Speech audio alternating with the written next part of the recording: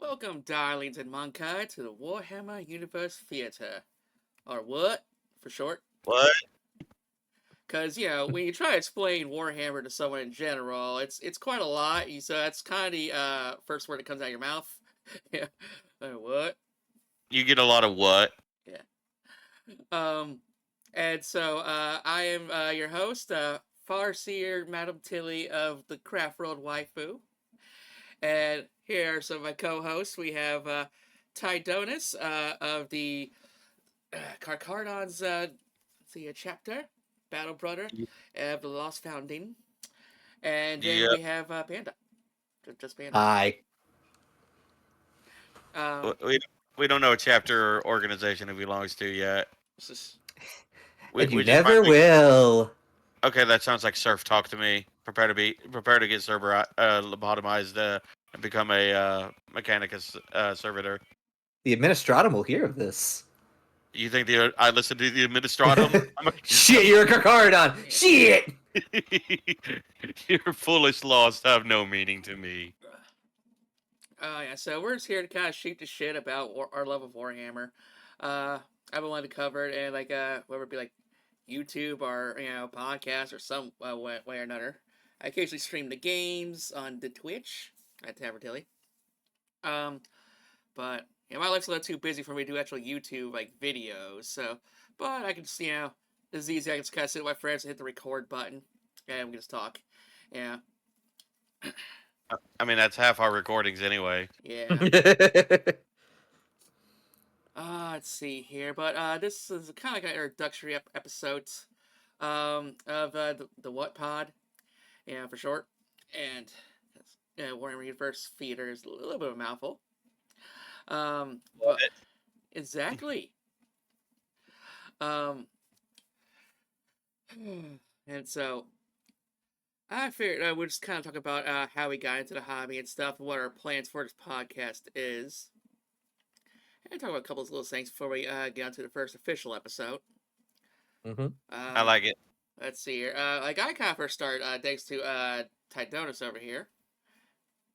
Yep, I'm the one to blame for this. Yeah, this is your Genesis. And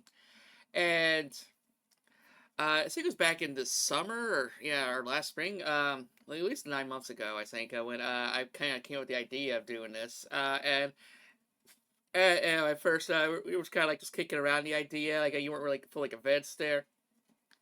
And I mean, I was convinced and I was on board. It was just we'd never had a chance to really, put pen to paper and actually kind of come to not an agreement, but kind of hammer out the details. Yeah. Of So what we were you gonna didn't do. know how it could be done. But I think every time I brought it up, you got more and more.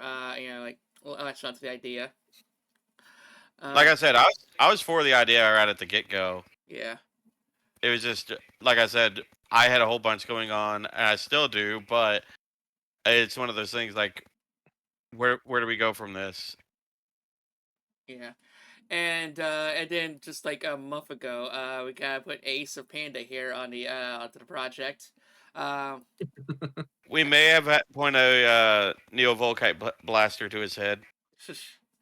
Yeah, it's like Probably. we were painted like maybe 6 weeks ago, and they just kind of like fit in with the crew perfectly. Yep. So yeah, they're the third member of our Space Marine 2 squad now. So, I know it's like I know it's like Jace has a lot of passive interest, played some tabletop, and then kind of fell out of love with Warhammer, specifically GW. Yeah, I still love Warhammer. GW can eat a dick. Yeah, how would you kind of explain your origin into the hobby? I got into it. Oh God, I forget how many years ago now. It was at least 10 years ago. I want to say, if not more than that. So at least 2014. Somewhere around there. I'd actually have to look and see when I left Texas. Yeah. To originally go move to Oregon, but it was shortly after that that I that I got into Warhammer, and What edition was it? uh, I think it was the 5th edition. It was before they went with hardcover rule books or Oh codexes. wow, yeah, you've been with the hobby a little bit longer than me. Yeah, What were they before, like pamphlets or something? they were soft cover books. Okay, so yeah, 2012 is about the time I started playing Warhammer. Like, I was aware of it before then, but that was the year I finally was able to get into it because I was living in Oklahoma at the time with my roommate Nate, and I was like, "Hey, there's a comic book shop in town, right?" He's like, "Really? That's cool." And he's like, "Yeah, it's like right across the street from where I work." And they have Warhammer. It's like, well, why didn't you lead with that? Let's go down there and check it out. Sadly, the guy didn't have a whole lot of Warhammer uh, stuff, but he had some. Oh, if anyone hears any crinkling, we drop potted some checkers in here, some DoorDash, because I'm professional. But yeah, that was when I first started actually building a part for the game and the tabletop and everything. And my first army were the orcs. Was he like World of Warcraft? No, it was because I just liked the pure silliness of the orcs. Okay. That and from what I've seen, there wasn't a whole lot of people that were down to play the orcs. Yeah. Because orcs have such a weird rule set. They're that, and I was the only one who was willing to play them. And I was like, oh, I don't want to play the same, Space Marines or things that everybody else is playing. I want to play as the orcs. I want to have a good time with it. You want to play as one of the Xenos. It was kind of like I wanted to play as a comedic, the comedic joke of the 40K universe. Mm-hmm. And that was before a lot of the players would take the game super seriously. Yeah. Mm-hmm. Well, the thing also with that is also orcs is the community knows not to take an orc player seriously, because if you're playing an orc faction seriously, you're doing something wrong. You have to have some kind of fun. You gotta have fun with it because it's orcs. Yeah, it's one of those things like they'll take them seriously, but at the same time, you're not in for a serious game. You're in for a game that is full of hijinks and fun. Yeah. Mm-hmm. I hear you're completely submitting yourself to RNG. Yes, because a lot of our shit, especially our shooting, is on a 5-up, which that's rough. Yeah. But also, they changed the DACA rules, which well, to compensate for our very bad shooting ballistic skill, we are able to shoot a lot more. Mm-hmm. So at melee is kind of scary too. Orc melee is scary. Orc melee is terrifying, and I've told a story about how I went to how my whenever I played an apocalypse game years ago, I fielded Gazkul Thraka, and Captain Farsight challenged him to melee combat in the like middle an of idiot. it. And what made it even funnier was it was in the middle of his wall. Ah, yeah. So that's even better. Yeah, feel free to share stories. Oh yeah. But yeah, it was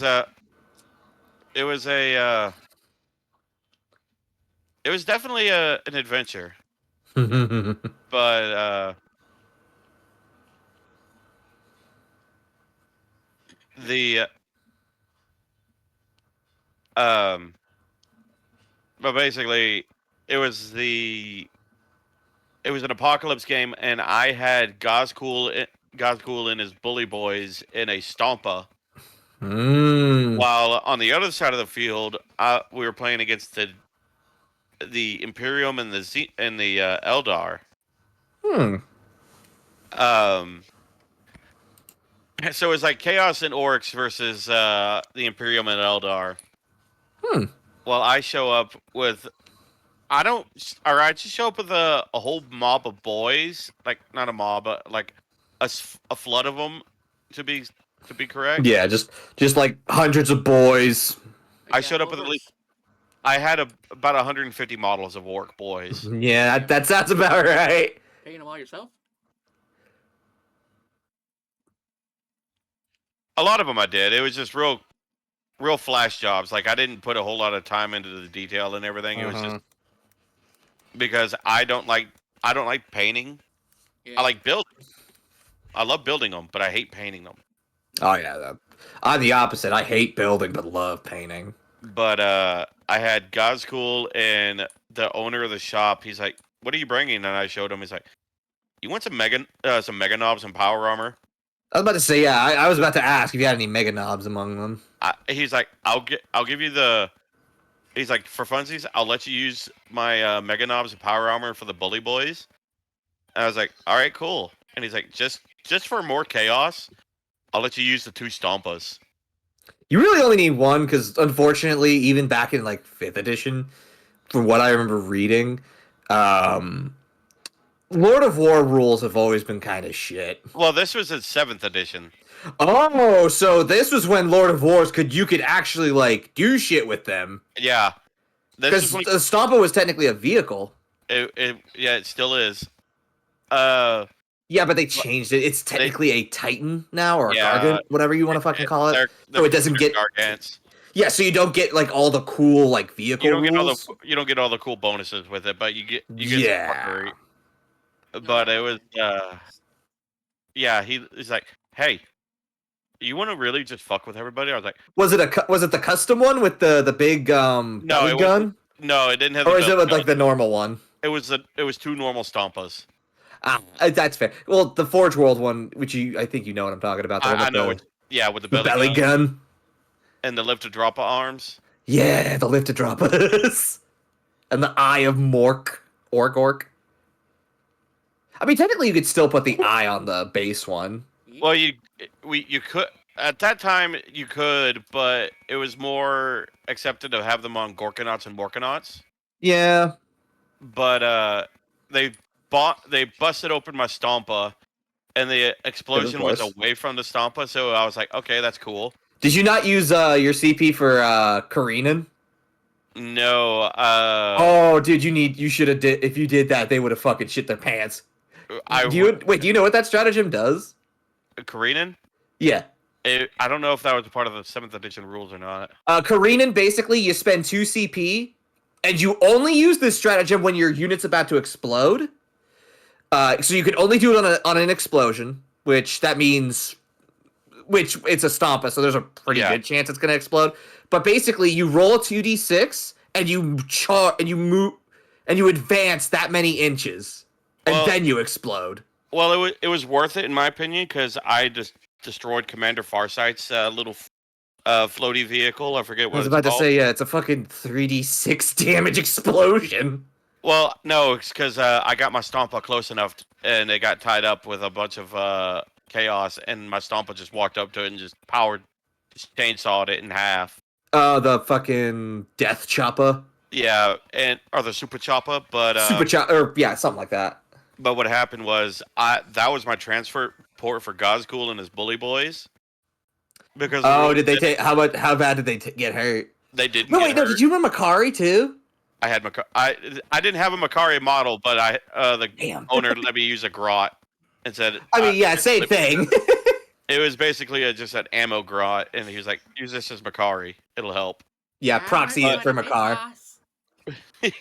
But it was funny because after I popped his vehicle and Farsight and his honor guard came out, the guard popped my Stompa, and Gazgul came pouring out with his bully boys, and it was still my turn. And Gazgul. How many mortal wounds did Gaz catch? He didn't. How? Did you roll really good on his involts? With his Wa, his invult is a 2-up.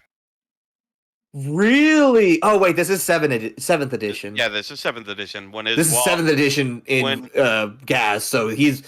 I had the special codex that had the supplement, the Wa Gazgul supplement that gave Gazgul special rules. Oh yeah, because Wa was way more powerful in 7th edition. And if Gazgul declared his Wa, it would last 2 turns instead of 1, and make his invuln go up from a 5-up to a 2-up. And I assume you were doing full Goth. Oh, you better fucking believe. Well, the majority of my force was freebooters. You son of a bitch! God damn it! But I had enough Goths to make the aesthetic work. But That's fair. You just didn't get the full Goth bonus, no, which I think is I didn't get the bonus. But what happened which is was like an advance in charge or some shit. something like that. But Commander Farsight declared a challenge to Gazcool. And everyone was like, "Don't do this. You will not win. He will one-shot you." And I was like, "It's your call, man." And he's like, "I'm going to do it." Sure enough, With a Gazcool. Tau of all fucking things. Well, Commander Farsight was dangerous in melee. I will admit at that time. Well, yeah, but it's still Tau melee, so. But he got about 3 hits on, and I invuln saved every single one of them. Because of course. I had my full HP and everything, and he's like, after settling the rolls, I was like, after settling the rolls, it was like my turn. Yep, because you get to make your response for melee.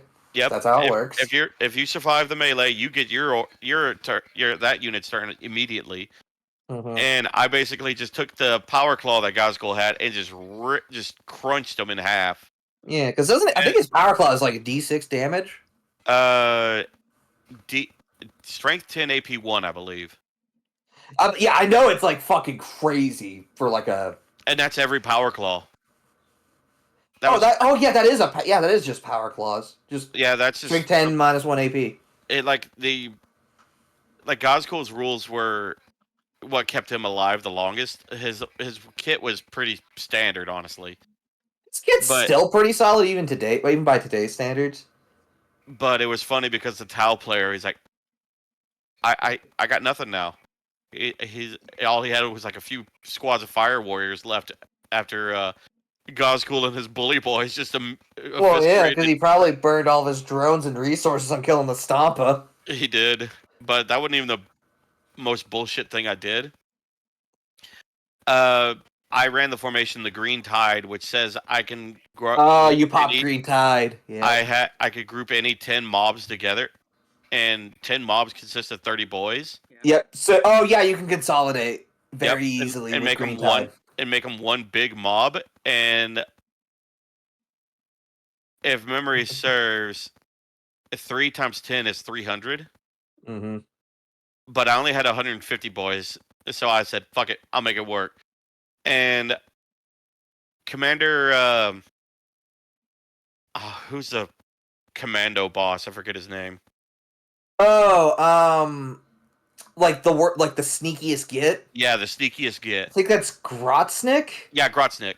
Grotznik's rules at the time said he could join any formation he wants, and we even cleared it. I even cleared it with the owner and the judge, and they're like, the rules say he could do it. Because there was a lot of people like, you can't do that, and I was like, I already got it cleared.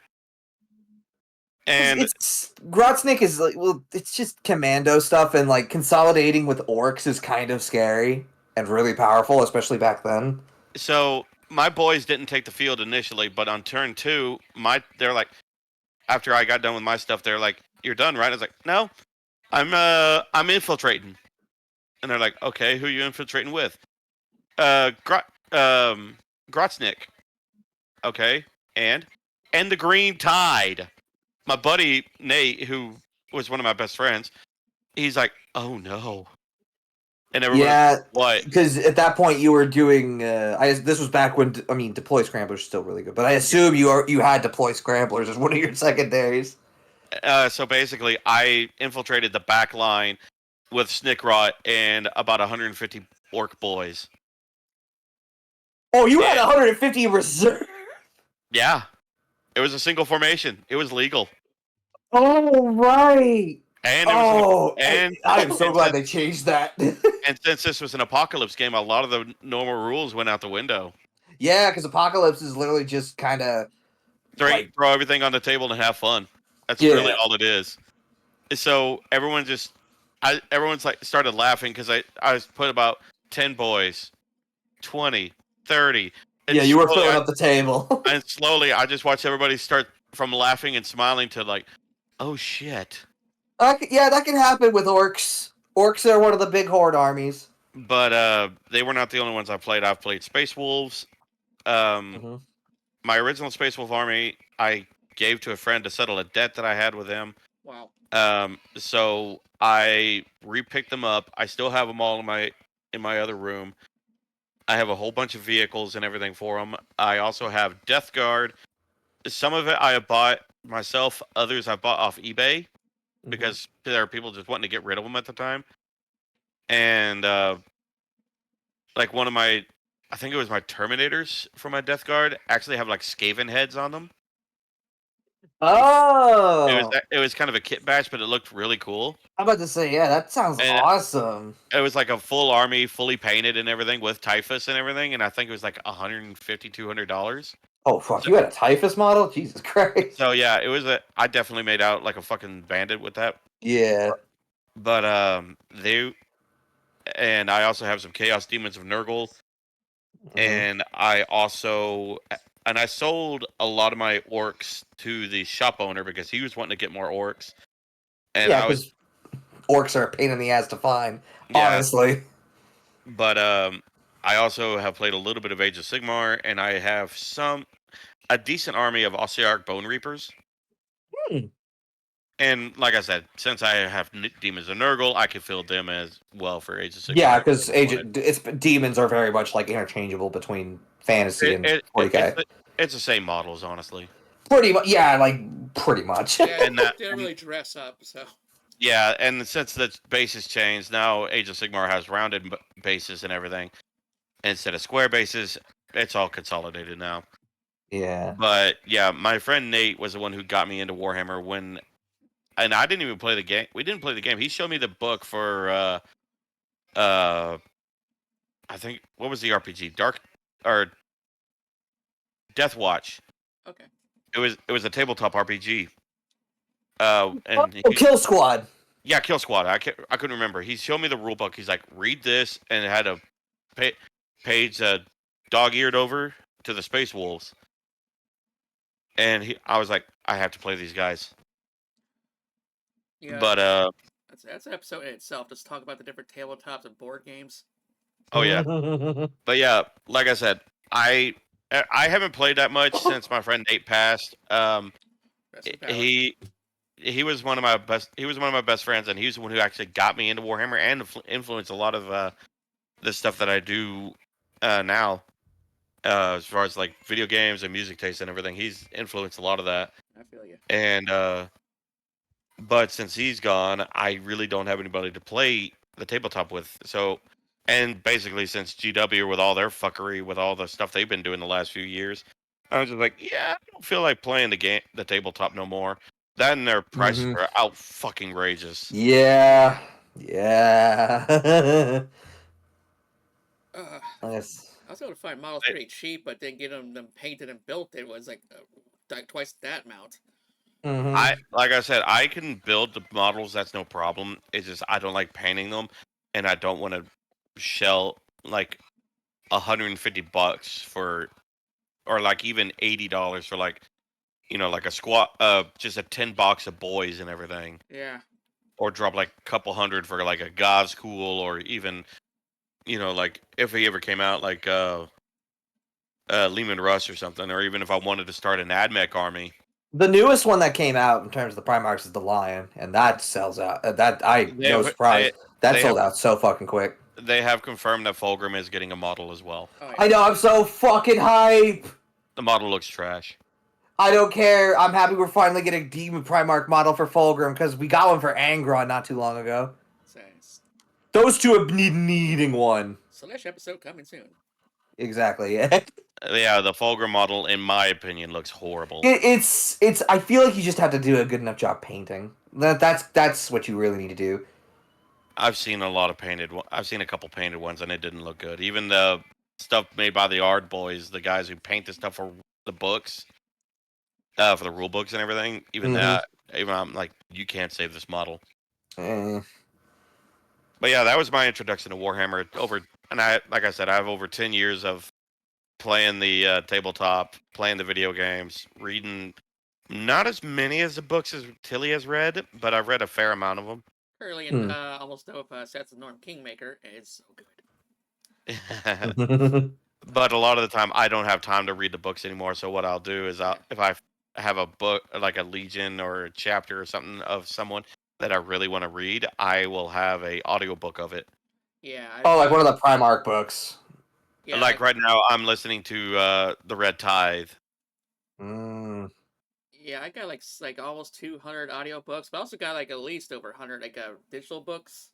Yeah, So yeah, it's like I got like Asus mentioned the Night Lords trilogy. Like I got it in digital book form, but I ain't got time to read. So if I can somehow convert them to like an audiobook version, that'd be great. Oh yeah. Yeah. So in time, yes. I'll shell out the Audible credits, but what makes me fun? What made me laugh because Tilly pointed this out. I'm the one who introduced her to 40K, but she's become a bigger fangirl than I was ever a big pretty fanboy of. much. But yeah, because I would say I'm pretty much like the media heavy expert here, whereas Ace is the tabletop expert, and Jason's like the jack of all trades. I was about to say I'm the generalist of the Yeah, fandom. yeah. Yeah.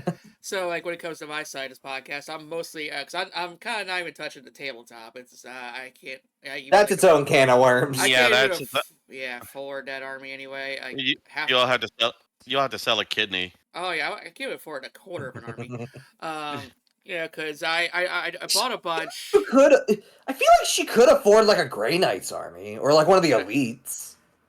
I bought a bunch just for display purposes. So like yeah, we had some Hey, Eldar, sometimes some they make good Tyranids and centerpieces. stuff, And so I had a few for display, and fucking frog broke them.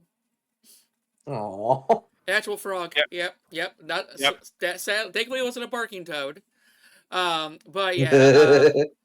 But yeah, because I had them like on displayed on like the window seals and stuff like that. And a little froggy got into my house. And yeah, I'm not gonna hurt no froggo, but so I was letting it chill. And that night I just heard this thing that's like bouncing around, boom, boom, ping, pong, pong. And I woke up to see a lot of those models down and in pieces. Like, Yeah. so I I just still have. yeah. I still have that Tyberos piece you sent me. Yeah, I decided to throw everything out, even the ones that weren't broke. But I sent, Jace Tyberos, because that's his favorite of all time. Um, His lore is terrifying. oh lordy. Oh yeah, I believe you. I'll look into that one because I'm curious. Yeah. Oh, yeah, go for it. Yeah. Go for So it. I started 40K. So what got me initially into it was I believe it was. I'm trying to think back. It was either I was introduced to one of the games. I believe it was the first Space Marine game way back in the day. Yep. And then I kind of like fell down that rabbit hole of like, oh, this is kind of a cool universe. Like, I wonder what kind of else is like going on there. And then I went down that rabbit hole, and then I finally wanted to try the tabletop. I started in 8th edition, so this is like mid to late 2017. And it was certainly a thing. I started with. Thankfully, my buddies were able to let me borrow some armies whenever they went to go to, like, games. I started with the best boys, the Salamanders, as my first one, just so I can get a feel for the rules. Yeah. Then I went to Grey Knights because fucking Grey Knight lore is fucking goated. And they're also, I think the Grey Knights are super cool. And then I kind of settled down on like, what do I want to play? And I started to like, I was reading a little bit into the orc stuff. I'm like, these guys are funny. I want to, and I kind of want to have fun because I was having fun with Grey Knights and Salamanders, but I noticed like I was doing more like nitpicky stuff with those two, but then with orcs, I'm like, I can just do dumb shit, and people will not like. If you do dumb shit on like Space Marines and Grey Knights, you'll get you'll get laughed at and be like, what the fuck, dude. But then like if you do that same kind of shit with orcs, it's just like, dude, what the hell, and just start laughing because it's Everybody like. starts laughing when the orc players take the field because like, what the fuck? What kind of fuckery is going to Because happen? like you could get away with dumb shit and people won't be like, yeah, that's just orcs. They're like, this is just stupid, but it's orcs. So it's like, because you can never be mad at an orc player. No, You because can never orc be players, mad at orc players. 9 times out of 10, orc players on the tabletop are always going to be bros. Yeah, they don't give a fuck. They just want to do dumb shit. And this was before they got rid of the cultures, which makes me so fucking mad. Yeah. I did a lot of bad moons. I liked doing a lot of the shooty boys, and I liked re-rolling ones just to piss people off. Not the Death Skull re-rolls, because that shit's weird. That's mainly for looting vehicles and everything. No. They had a thing where you could re-roll ones. Death Skulls could re-roll ones. On so it was, I believe, Death Skulls could re-roll ones on shooting the weapons themselves, but they couldn't re-roll one. They could only re-roll one on wounds, whereas Bad Moons they just get to re-roll ones for all the shooting phase. Wounds, damage, to hit. Like they got to re-roll ones on everything that was shooting related. And I believe they also gave you like a flat, like if you were mono Bad Moons, I believe it was like you just got a +1 ballistic, which that wasn't too bad. I thought it was a +1 toughness. No, you're thinking of the snake bites. I thought the Goths got that because they were the biggest and the toughest. Yeah, no, snake bites and Goths got it. I think what Goths got was like they got a free advance and charge or some shit. Like it was weird. I don't remember exactly. Yeah, I can't remember exactly. They didn't do that whenever I played. Yeah. I stopped before that got implemented. Yeah, I'm about to say, yeah, they changed a lot of the Goth rules, but Bad Moons was just like we did a lot of shit during the shooting phase, and we could reroll ones on any point during shooting. I believe, don't quote me on that because it's been a few years. 10th edition, I kind of had to stop because I lost a few of my models in the move to my room, unfortunately, and yeah, thankfully it was just boys, which are easily replaceable, to be honest. Oh, and I did unfortunately lose my my only truck, so I have to go get a new truck. Which is not terrible. At least it wasn't a battle wagon. I didn't actually own any battle wagons. I owned a I think I have I have a couple of Def Copters that are still in the box. I've never used them. They're funny. Their Def Copters are dumb, but they're fun. Plus, they're one of our neater ways of using fast attack, unless you're, because like other than that, like the only other fast attacks we got are like shock jump dragstas, but I fucking despise those models because they're a pain in the dick to build. But and then I kind of like had like through friends I've kind of like played a little bit of everything. I played a Behemoth Swarm, a Tyranids, with a Hierophant my buddy D she built. Made it like her whole Tyranid army was like xenomorph based, so it's like all this like nice glossy blacks and greens. It was really cool for a Behemoth. Got to use a Hierophant and how fucking scary that motherfucker is. I got to remember how excited you were when we fought the Hierophant in Space. Dude, that's my favorite Biotitan. Moloch's cool, but the Hierophant it has this sort of like classic. That is your classic Tyranid like Biotitan. Like other than the Moloch, like that is your Biotitan. That is the creme de la creme of Biotitans. Like that is the OG Biotitan. Yeah, it's a box standard Titan that still works. Mm-hmm. Even the Lord of War rules, even though they're bad, the as long as you're using Behemoth Swarm, or Behemoth Hive Fleet, the Lord of War rules don't really apply that much to the Hierophant, just because Behemoth's all about the giant monstrosities. They're all about the big ones. Then I played a little bit of, this will make Tilly happy. I did play some Eldari, but they weren't your typical Eldar. I played Drukhari. I believe I used. Is it? I think it's blood. Which one of the weapon people? I think it's the is it the Iron Orchids or the Blood Orchids? I don't know. I didn't know. The ones that like when you deal damage, you force them to roll a morale test, or like they have to roll morale, and if they fail, the entire unit flees. Huh. And then you get a free advance.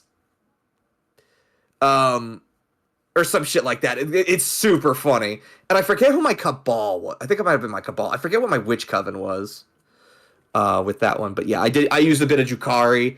I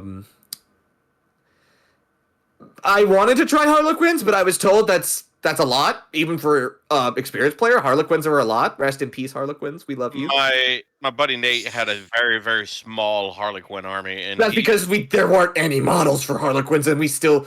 They're bitch to paint. He said a lot of it was kit bash, and he said the paint job is a pain in the ass. But oh yeah, because it's like just they're all these colors and like they're all artists Checker and shit. patterns. Yeah, lots of checkers and like that. And then I played some I played Catachin obviously with my buddy Johnny's army. He let me use his army, and he was running Strachan because if you're playing Catachin, you're gonna be playing with Strachan. You were playing the Catachin Devils. No, the Catachin Jungle Fighters. Oh, okay. Yeah, which made me fall in love with them because their models are old as fuck. They're so fugly looking because they're so old. I will lose all respect for you if you didn't have Sly Marbo. He had a Sly Marbo model, but for the army I wanted to do, I couldn't fit him in points wise because I was already running Strachan, and then I was running I think I was running a tank commander. You could have sacrificed points for Sly Marbo. I could have, but Sly Marble on the tabletop honestly isn't that great. I get the meme. I should have done it for the meme, but real talk, like if you look at his data sheet, he's kind of a unit. He's like even in Catachin, he's not that great of a unit. You literally only bring him for deep strike. I believe. I don't know if he still has that deep strike thing. It's kind of like running Commissar, like reading the about Commissar Creed in the lore, and then reading his rule book. Yeah, where you get him and I forget who's Creed's BFF. Zinch. No. The fucking. Because Creed has someone else you could run with him in Cadia. But yeah, it's like Creed. His rule set way back in the day was so badly worded. Creed was bad.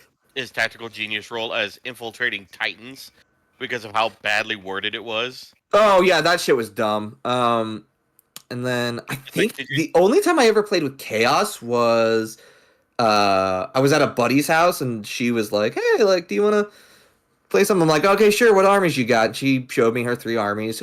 She had a fully like unapologetically the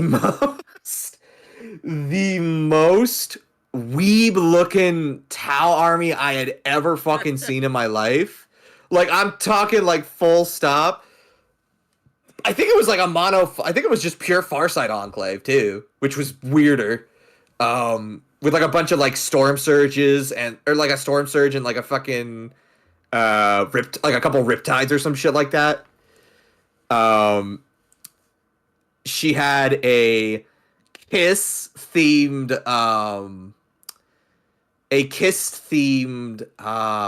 what was the Black Templar group, which I thought was fucking hysterical. I mean, that's Noise Marines. I've seen that before. Because she's like, whenever they heavy metal, I've seen one. Well, Noise Marines are technically a Chaos Marine thing, but she's like, I'm still gonna do it because it's ironic and funny, and it worked. And she said she took it to a tournament, and judges were like, whatever. But the army I picked for Chaos was she had it wasn't Death Guard actually. It was shit. Korn, Zinch, Nurgle, Slanesh. It was fuck. The name's on the tip of my tongue. Thousand Suns. Gross. I mean, she let me use a Lord of Change. Gross. And I'm like, and her painting, she and my buddy D, like, they are the gods of painting. I will ask them to send me pictures because, like, holy shit, my favorite was the D's Tyranid one, which I think she still owns. But anyways, so I played a little bit of every army. Thousand Suns was a bit weird, but I like the fact I got to use the Lord of Change to just be a meme lord. Um, but overall, my experience with the tabletop was very colorful. I do have one story of going up against the first time I took my own orc army. Well, not my own, but like a buddy let me borrow their orcs for a little bit. Still full bad moons.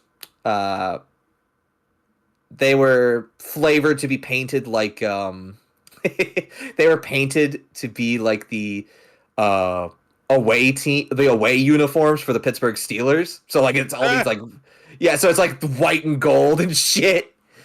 The Stompa had like the big number 7 for Big Ben, which is fucking hilarious. I that's what I'm doing. I'm like, if you did an away team, I'm doing the home team one. They're like, fuck yeah, dude. So I took, so my first match there, it was against a lovely young woman who she was doing Eldar. She was running a Craft World Eldar. I'm gonna Google this really quick because it's fucking bothering me that I can't remember the name of the Craft World.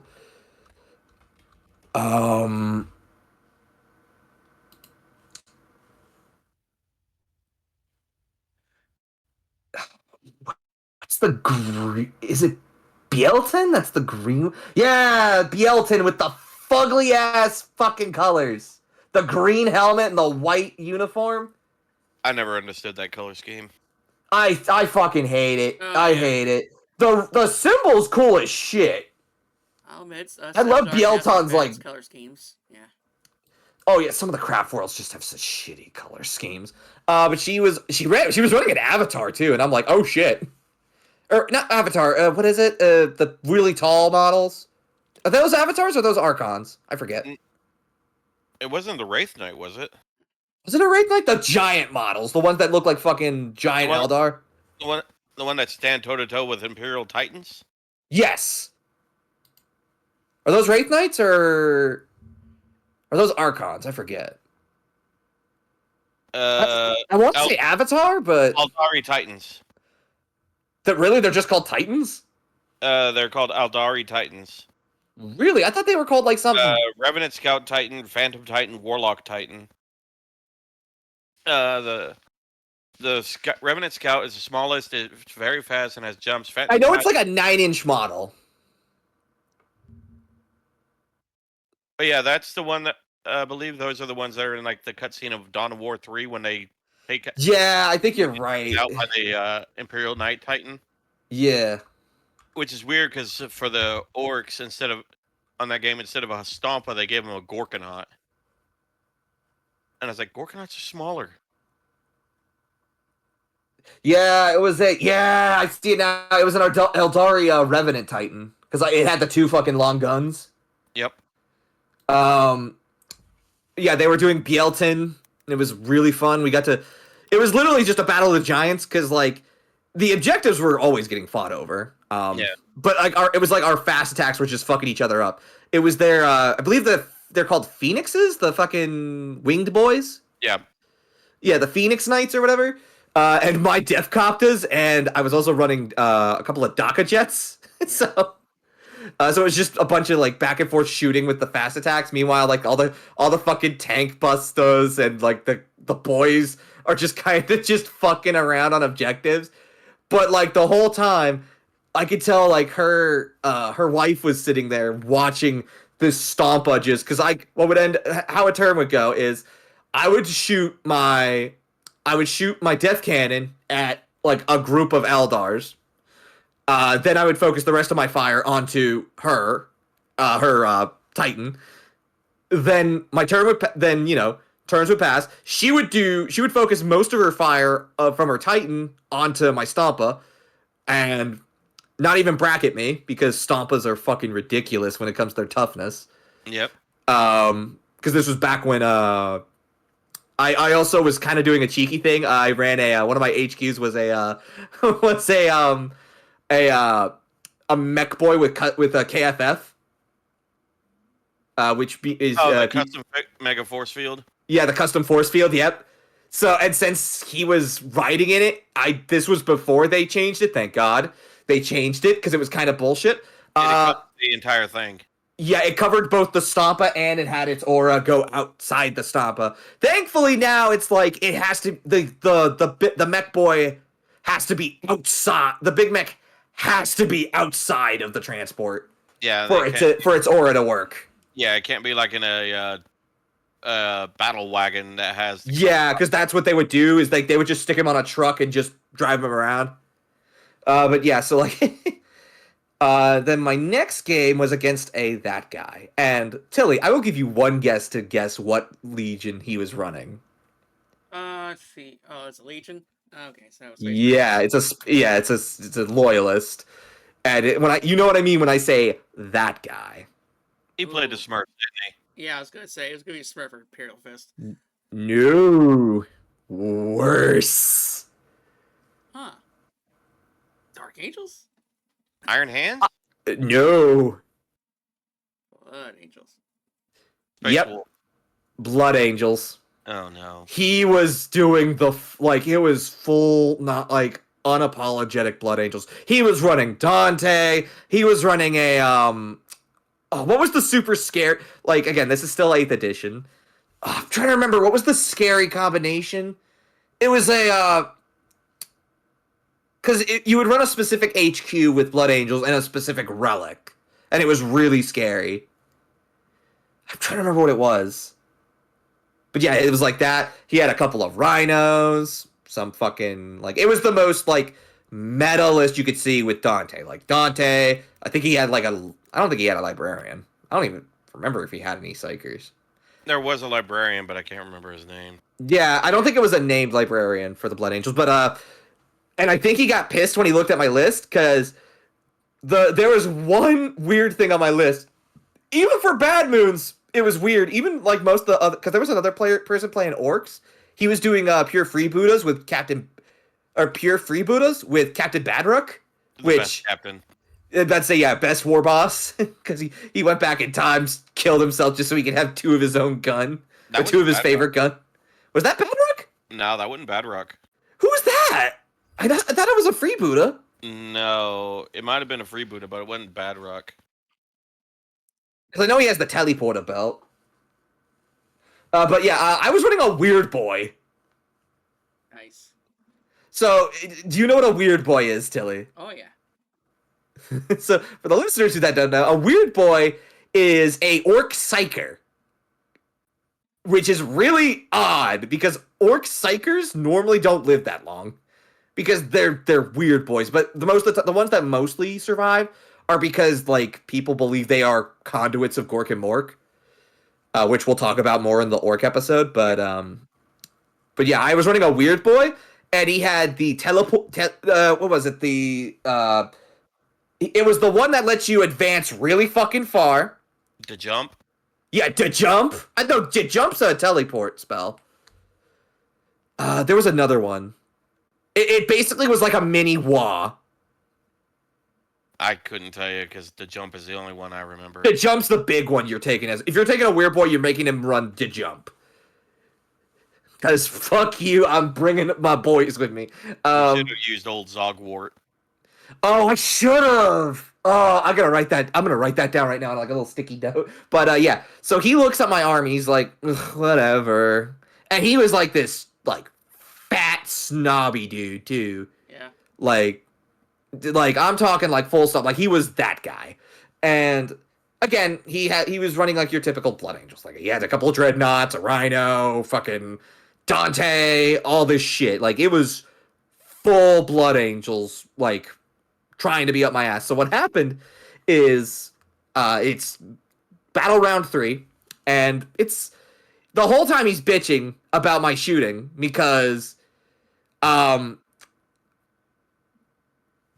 context why he was bitching the whole time for shooting was because turn 1, he moves all of his guys and he takes out a couple of my boys. He almost took out an entire group of tank busters, which was a little scary because I kind of needed the tank busters for the dreadnought. The rhino I didn't give a shit about. The rhino's gonna die either way because it's a fucking rhino. And fucking turn 1, I'm just like, you know what? I know this is he's gonna be a problem, so fuck it. I fire my Super Gat. What is it? The Super Gatla? Yeah, the Super Gatla. Yeah. And my Death Cannon at Dante. Because this was back when you could shoot with all your weapons on the Stompa. Yeah. Which I think you still can. I think. I don't remember. I'd have to double check. So yeah, I dropped. And those are his two big weapons, Tilly. Like the fucking Death Cannon, I think is like a what? Strength 20 minus 3 AP or some shit. Like something fucking ridiculous. Right? I couldn't tell you. I know it. Death Cannon has a stupid strength and stupid damage. I mean, Death is in the name. Yeah. And it's a blast weapon too, so and then the mini Gatla is just fucking like 40 dice or some shit like that. For like 40 something shots or whatever. Fucking ridiculous number of shots. And I killed Dante turn 1, and he was so pissed. He was telling the judge, because this was back when Daka Daka Daka. Yeah. This was old Daka Daka Daka, where there was no Daka like subtext. Because nowadays it has to have the Daka. The weapon has to be a Daka weapon. But back then, if you the idea of Daka is basically you rolled a 6, you got to roll another free shot for every 6. And for the Gatla, I believe out of like the total number of shots I got, I think half of them were Dakas, which effectively doubled the amount of shots I got. Yeah, it took like just those 2 attacks, and I killed Dante. And the judge was just like, "Yeah, that might happen. That might happen because he's running a Stompa." And again, this is Bad Moon, so I could reroll 1s. And it wasn't like I could reroll 1-1. No, it's like all 1s I could reroll. And I could tell he was getting mad because I was just plinking all of his like units over the round. Like I could tell he was getting pissed because my Stompa, like I was kind of like I was using him as kind of like because he also had the Wah effigy. So I got bonuses with that. So I'm just kind of like inching him closer. And finally his Dreadnought got like a lucky and he was getting like lower ramp 3. Like I think he was on his last bracket. So like I'm at this point at a fucking, I think it's like 5 inches of movements or some shit. So like I was like, I'm on my last like bit of oil.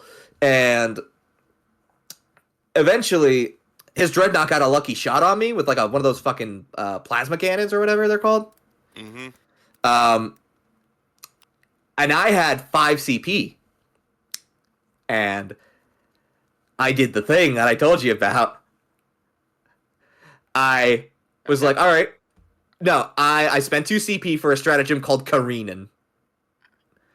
Which basically means I get to roll 2d6. And whatever I got in there, I advanced him that many spaces. And keep in mind, he also has Big and Stompy, which basically means any units he goes over, they take... Big and Stompy is the one that's like, they take damage because he's a Gargant. Because like he can't be like... It's like... I'm trying to think of like how to... I can deal a little bit of... I think it's like 1 wound for any like infantry unit that gets caught in like the walking. I couldn't tell you. Yeah, it's like a weird roll with like the Gargants and the Stompas, where like you can squish people basically. You had to have a model that was big enough to constitute worth that roll, which a lot of the vehicles did not get that rule. Yeah, it was. That's why I said it was mainly for like the Stompas and the Gargant. It was reserved for super heavy walkers. Yeah, like Stompas and Gargants and Mega Gargants and Gorkanauts and Morkanauts. But so I almost box card. I got a 10. So that means I got to advance him 10 inches. That puts him and at this point the Stompa would be put right in the middle of his forces. And then I rolled my explosion. And I box card it. So that meant I was dealing 18, not 8, yeah, like I think it was like 16 or 18 mortal wounds. Which, Tilly, mortal wounds are, if you play Space Marine, you know mortal wounds are very scary. On the tabletop, I believe mortal wounds you cannot heal. Uh, Unless you use a specific stratagem. I don't think so, unless you had a pain boy or an apothecary. Yeah, a pain boy and an apothecary were like the only way you could get rid of mortal wounds. Any other healer, like they couldn't do it.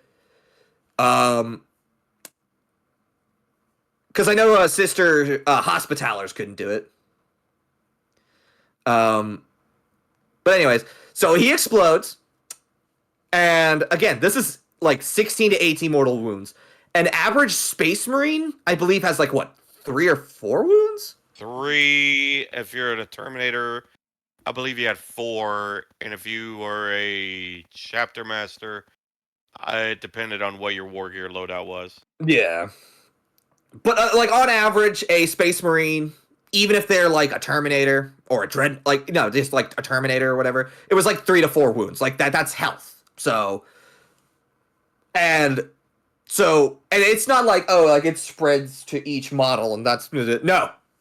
Every unit, every model or unit or whatever that was in that blast radius, and this is like a I believe it's a 12-inch blast radius. It was the bigger pie plate back in the day. Yeah. So this is like big circle. So you could get a lot of fuckers caught in the explosion. No, it was a 3, because don't you roll to see how big the explosion is too on a Stompa?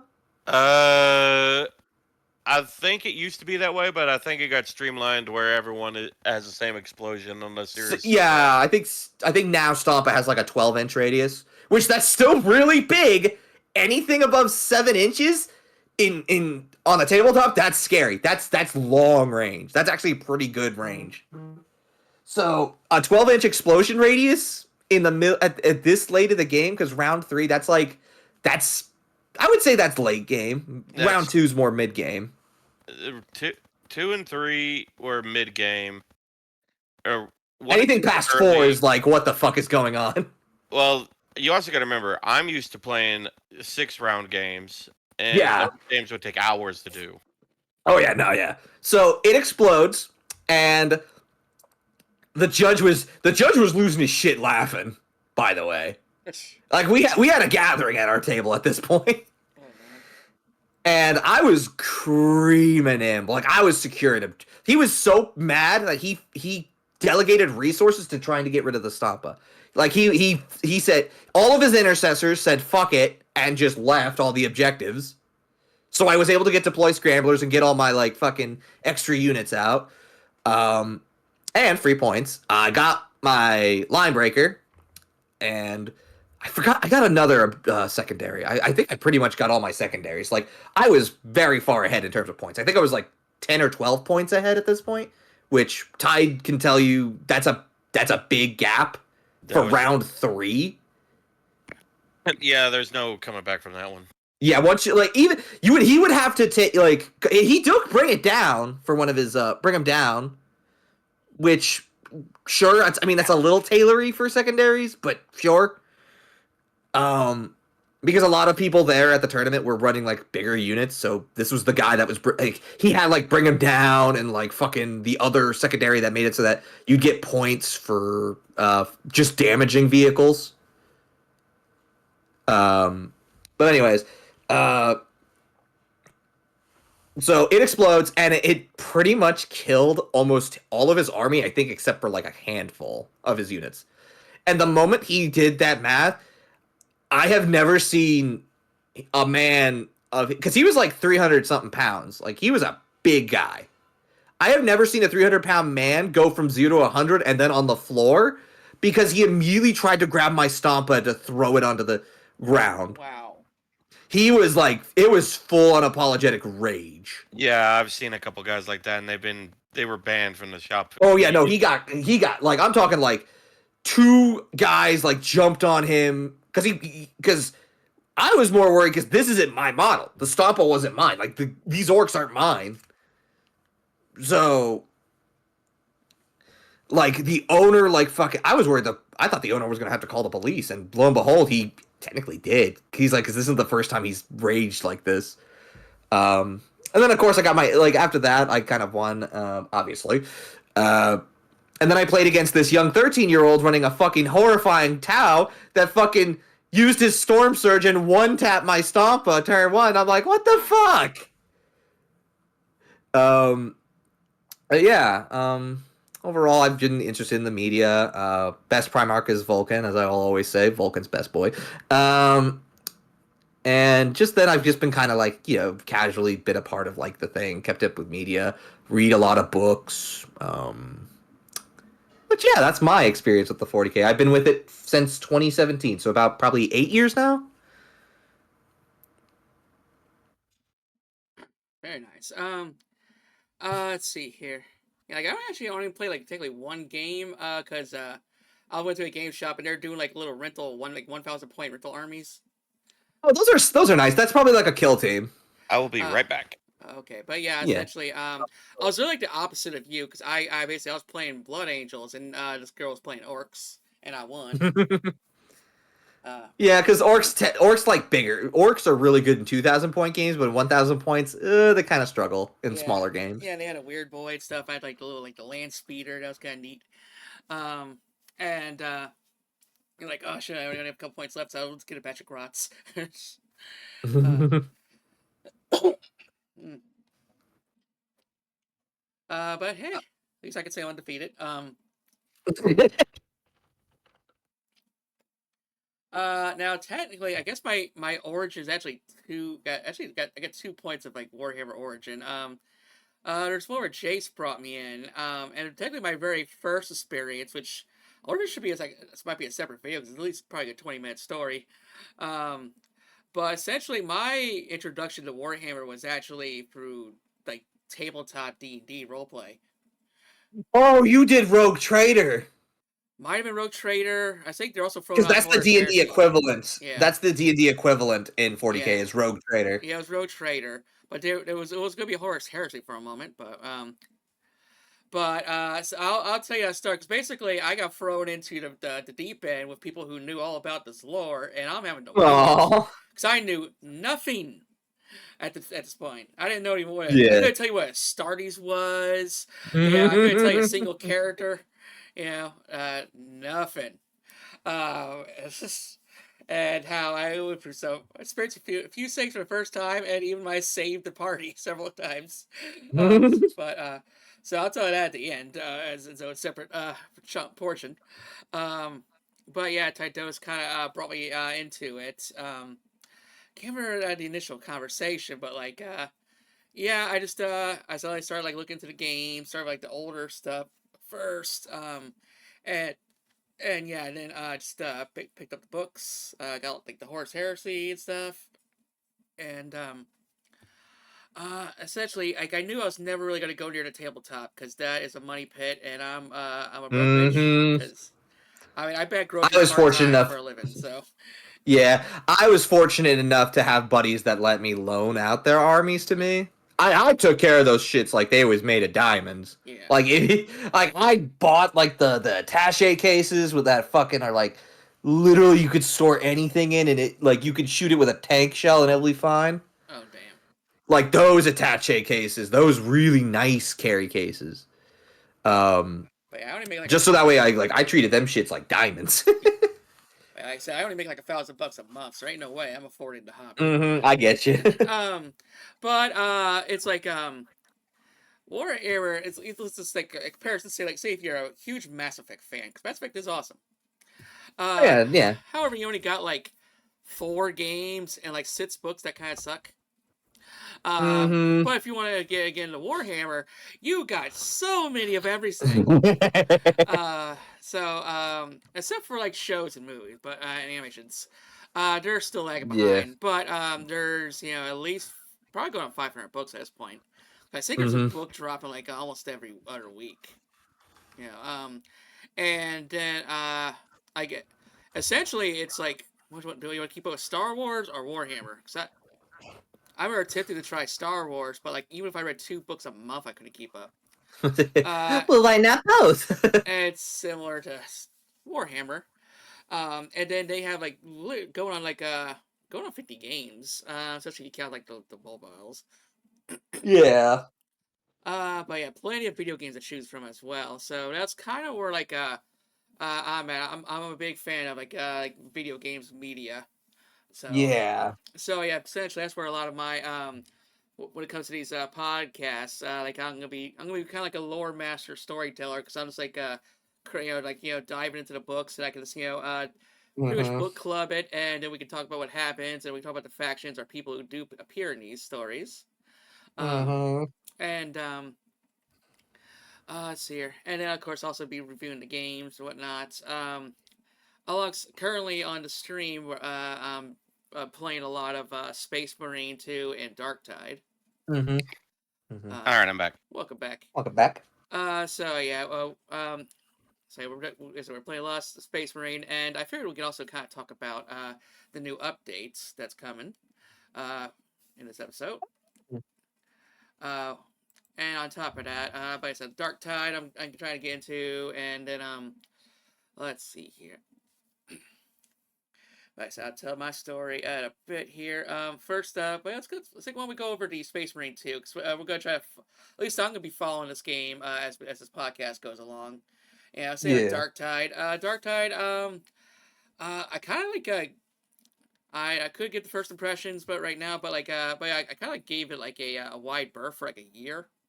Mm-hmm. Cause as the game I was playing when my computer's power supply blew on me, so Yep. I was too paranoid to play it for the longest time.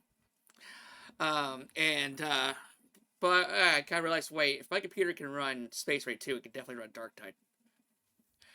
Um, but hey, we got more Space Marine 2, updates coming. I'm sure you guys have seen it, but I did put the link in the Warhammer channel. Uh, so, okay, so recently we got the Dark Angels pack, which I'll buy after I get all the Ultramarines done first. Let's see here, but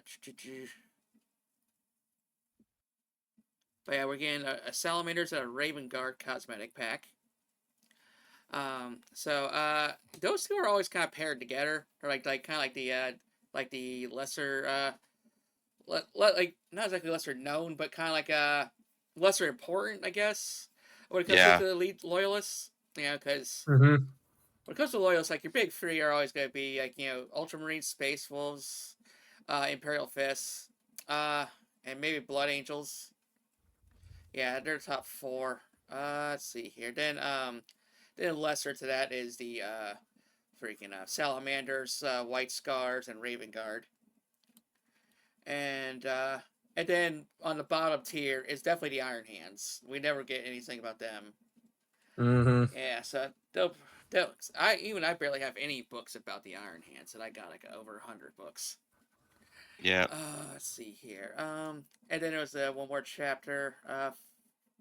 Oh no.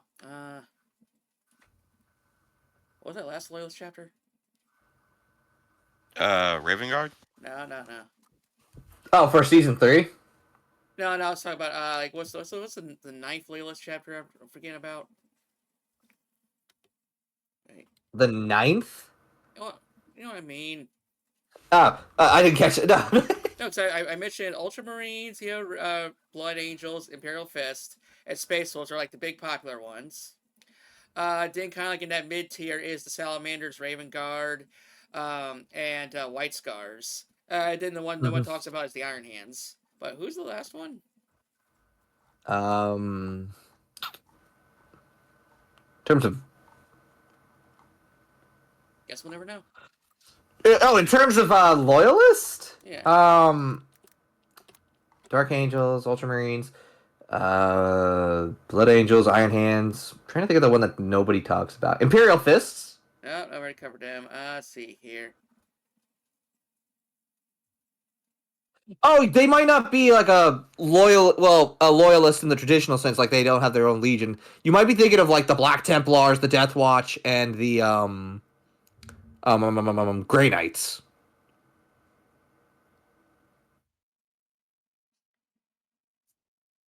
That's what you might be thinking of.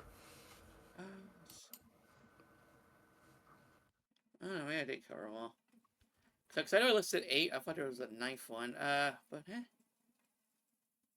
Again, you might be thinking of like Black Templars, Death Watching, Grey Knights, like those 3. That technically they're not official. Like they're I found them. Found them. Dark Angels.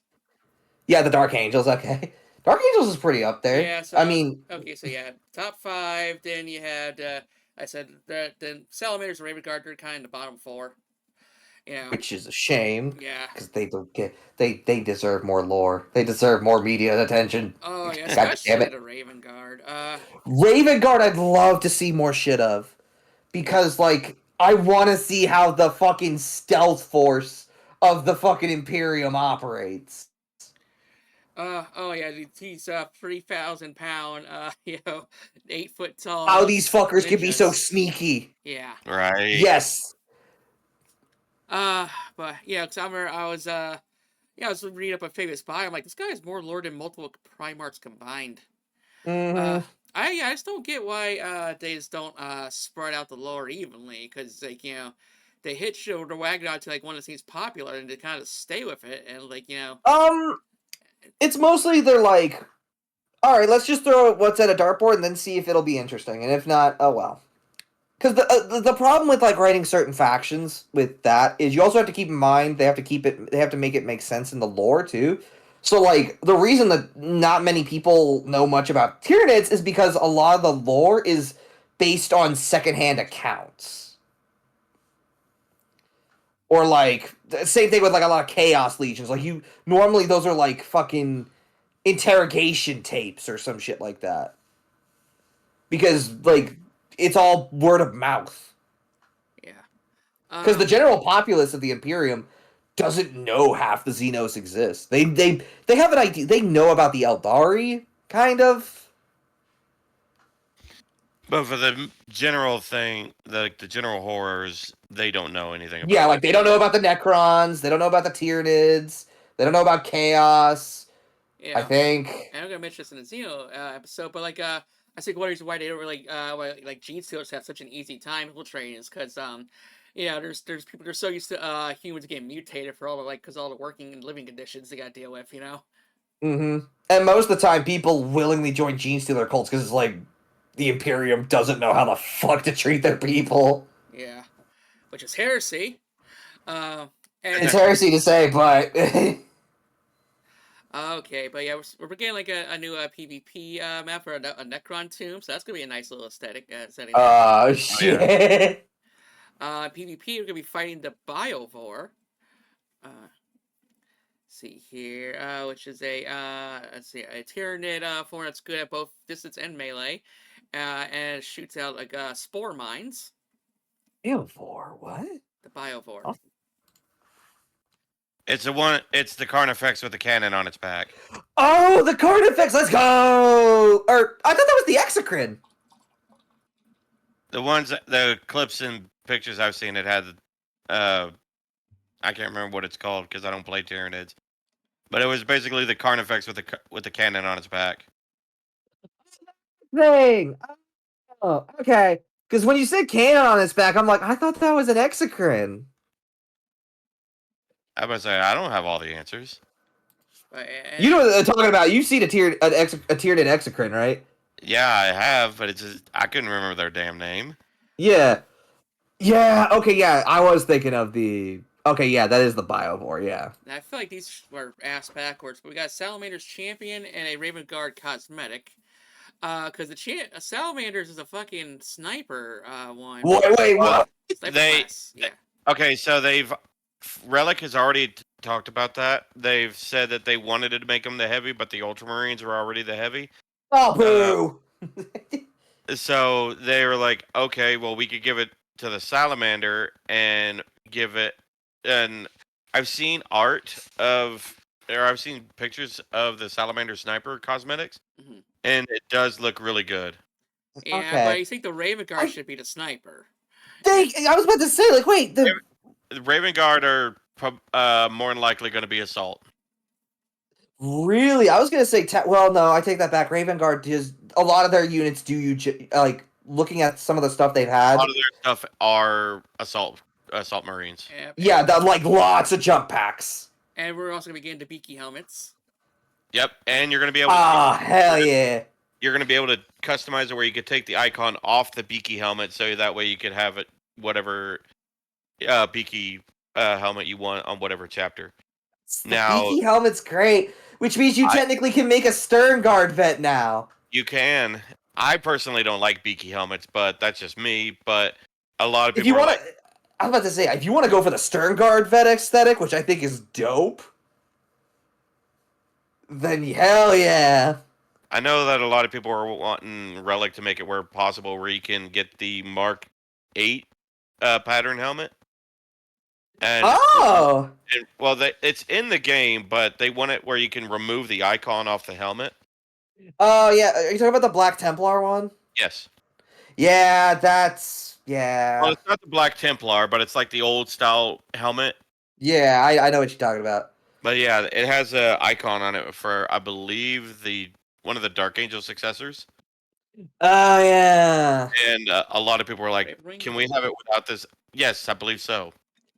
So, And they're like, "Can we have it without this emblem so we can have it, for other chapters?" I assume also the cosmetic is going to be for the Salamander. I assume it's going to be for the Laz fuselage. I don't remember. It might go to either It's gonna go to the lads or the bolt rifle. I can't remember Yeah, The which. bolt carbine. Rifle. It's just... They do have that. They do have a Salamanders do have something called a what's it called? It's a not hot shot bolt gun. It's a Dragon Breath? you're basically on the right track. They do have like superheated bolt gun rounds. But yeah, that's gonna be coming up soon. At least for the Raven Guard and the Salamanders is gonna be real close. And there have been people looking in the files. There's supposed to be something for every loyalist chapter. Hmm. So a lot of people are thinking Assault Marines are going to get Raven Guard for the uh, Assault, or no, not, the Vanguard. That one might be Space Wolves, especially with the Blood Claws. I was about to say, does that mean we're getting Storm Claws? Maybe we might. Well, I say Blood Claws because that's one of the the newbie ranks for the Space Wolves. Yeah. And I was talking about the weapon. Or those called Thunder Claws. I forget. Lightning Claws. Lightning Claws. Thank you. A lot of people want Lightning Claws, especially the Raven Guard for the assault, but Relic hasn't said anything. They want to put a lot more in, but right now everything is. They don't want to put too much in because Mhm. they have that drip feed process of releasing content instead of releasing a Yeah. bunch all at once. Yeah. Some people are pissed off about that because they got spoiled by Fortnite and all these other games that Yeah, which content releases. But the drip feed content was what made World War Z so popular. yeah, that's literally like what made Because World War Z so popular. you were constantly getting something new instead of having a whole bunch of stuff delivered all at once. Yeah. Yeah. And I kind of like that Relic, too. But... and Relic is going with that too. They're going with the drip feed. Mhm. Or they're like, it worked in World War Z. It can't. No reason it wouldn't work now. And a lot of people. Yeah. It's basically a lot of the impatient people are demanding more content, which Mhm. is a good. It's kind of a problem you want to have Yeah. because that means people are playing your game and they want more. Mhm. Yeah. But I see both sides of the coin. It's a good thing, but a bad thing the way they do it. Good because you're always that there are always going to be something coming out. But the bad thing is it's going to be a while before all that new stuff comes out. Mhm. So, but as much care and dedication as Relic has shown and Saber Interactive has shown with this game, I'm fine waiting. Yeah, I agree 100%. Yeah. Who was the Nintendo CEO? Was it who said I'd rather have a game I'd rather wait for a game that is good than have a game rushed and it be bad. Who was I don't that? remember. I know what you're talking about though. He was like the CEO. Not Bowser. No, it was the original. Yeah, I can't remember his damn name for the life of me. Yeah. Reggie Pizza. But I get what you're trying to say. Do what? Reggie. No, it wasn't Reggie. It was the Japanese Nintendo. Not Sakurai. Unless it was, I don't remember. Where the fuck is Magnus? I really want to make that into a notification for whenever I go into a server. That voice just plays. Where the fuck is Magnus? Big nerd. Let's see here. We're also, I guess, giving more ways to, or more stuff to unlock. It's interesting, the Data Bolt, which will be at the Battle of March. In this area, you'll find unlockable information on most elements from the game in the Research Center.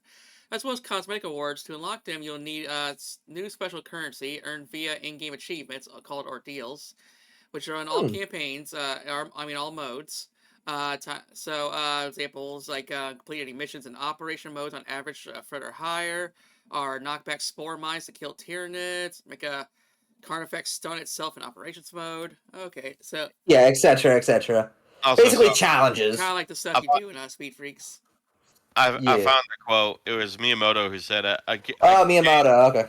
A delayed game is eventually good, but a rushed game is forever bad." Yep. So, like I said, I'd rather wait for a game. I'd rather have a game get delayed and, Yeah. get better than wait for it and rush it and be bad. But no, I'm liking what I've seen in these updates and these patch notes. And they're also going to be reworking the perks system. Okay. And which that's fine. I feel like there's not. I get why people want it reworked, but at the same time, I'm like, eh. So you're going to be adding new finisher animations for a lot of the specials, clear, like on Zoanthropes, Scare Up Occult Terminators, and Rubik Marines. Nice. See here. So your new functionality will be added, allowing you to upgrade your mastercrafted and artificer armory data to Relic by trading them. You can also sell your armory data to get requisition points. Nice. That's gonna be nice. Yeah. They're adding a new difficulty mode. And, oh God. actually gonna get a horde mode. Oh, that I'm excited for. That should be coming up before too long. Yeah, I believe that's coming in spring. I think that's one of the next patches. Which I'm so excited for. I'm so excited for a horde mode. Because in a game with Tyranids, we don't have a horde mode against literally the horde.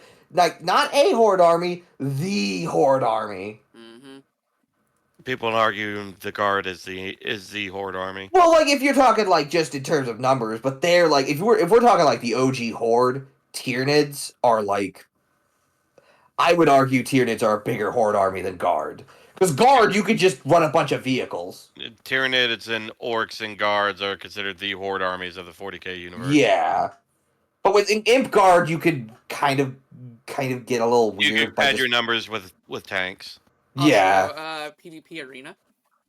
I'm looking forward to that one. I haven't dived into the PvP that much. Try it. Try it. It's fun. I am trying it, but it's like heavy just feels so rough to play as someone who plays a lot of heavy. So I feel like I feel like there are certain classes that just aren't good until way later. It depends on the That's map. also another thing. The good that's thing what is sucks. As a heavy, you're more than likely gonna go with the heavy bolter or the melta gun, and either go for capture and control, which is king of the hill. Because the point will stay on that point for about 90 seconds, and then it'll move to another spot. Or annihilate. I mean, any one of them is really good because for a heavy with a melta gun. That, and you unlock the cosmetics for your armor faster, and you will unlock the cosmetics for your weapons after a couple fights. Yeah. Like it's like every 3 fights you win, you get a new piece of cosmetic gear for your weapon. Oh yeah. Like I have fully maxed out heavy, bulwark, sniper, and assault from mainly doing PvP. And I mean, there's no progression, like no skill perks or anything. Like the only thing you unlock with your PvP levels are weapons to use. Okay. Yeah, even though I like PvE better, I was gonna say PvP is probably the fastest way to unlock the armors. Yeah, I get you. Because like the matches don't go longer than 10 minutes. Yeah. Yeah. Yeah, it's like 45 minutes to get like 35 requisition points. Average are about 5 minutes to get 15 points. So, yeah. Yeah, PvP is the way to go when getting cosmetic requisition. Yeah, you basically unlock a new armor every hour. Yeah. I mean, granted, okay. even if you lose, you don't get a new piece of armor. You still get requisition, so you're not walking out empty-handed. Yeah, And That that's to bring sounds up. that's nice actually. Well, a lot of games for a long time have been doing that. Even if you lost, you don't walk out empty-handed. You always get something. Yeah. And I've had to explain that to people like on WoW for PvP. They're like, "Well, we're losing. I'm going to quit." Why? Because you're not getting 2 extra honor tokens and a little bit more honor. They're like, "Yeah." I was like, "You're dumb. Even if you lose, you get something. You get some honor, and like all the honor you gathered in that match, you get to keep. And if you quit, you lose that honor."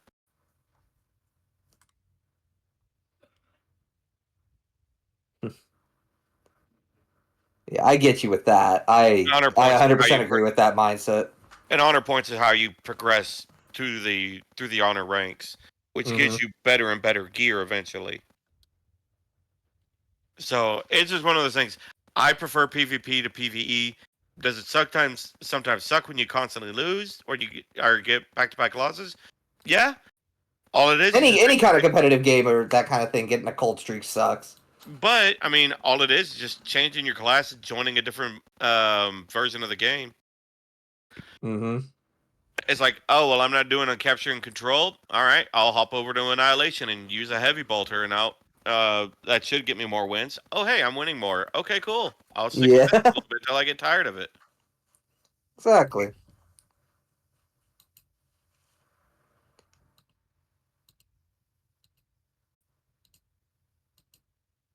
I'm back.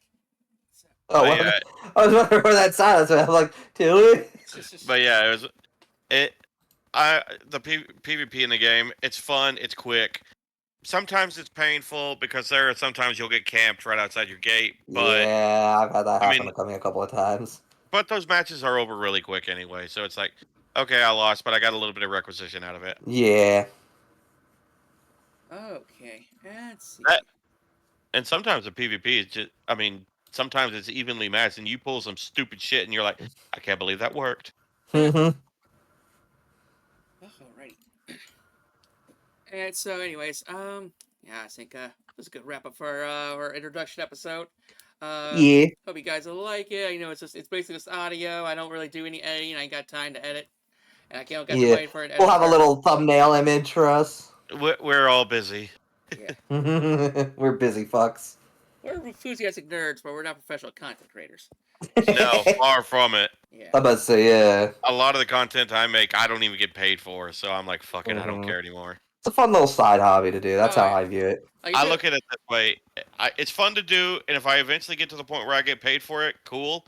But on the majority of like a lot of my content creation, I do it because it's fun. Oh yeah, like if I was cause I started streaming like 5 years ago, and if it was about trying to make money, I would have quit years ago because I'm only making like $50 a month or something, you know. It's Yeah.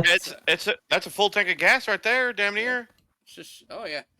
But I'd say I could be doing other things, but I love it. So yes, enjoy our just our chitter chatter. Anyways, we'll catch you on the next episode of what Warhammer Universe Theater. Y'all take care. Yep.